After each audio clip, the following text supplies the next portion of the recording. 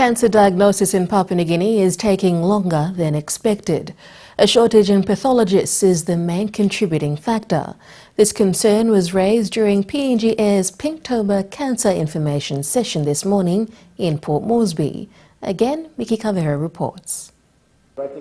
Dr. Itaki is a trained pathologist, but there are not many like him. He says pathologists are as important as other medical professionals. However, they have been given little attention. Pathology is a big problem we have in country. It takes 5 years to train one specialist pathologist. At the moment, in my presentation I mentioned, although we have about 13 to 14 specialists, only 6 are actively involved in cancer diagnostics. This shortage means longer diagnosis of diseases. Cancer is no different. And when we see the workload, we receive a lot of tissues around the country coming in, and lots of tissues for diagnosing cancer.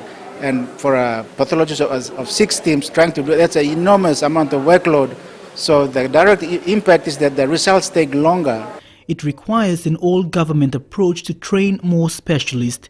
Dr. Itaki says it is a concern that must not be taken lightly. As a trainee pathologist myself, I would like to see more pool of doctors coming in, increased interest, but the government sponsors most of them, pays for their training fees.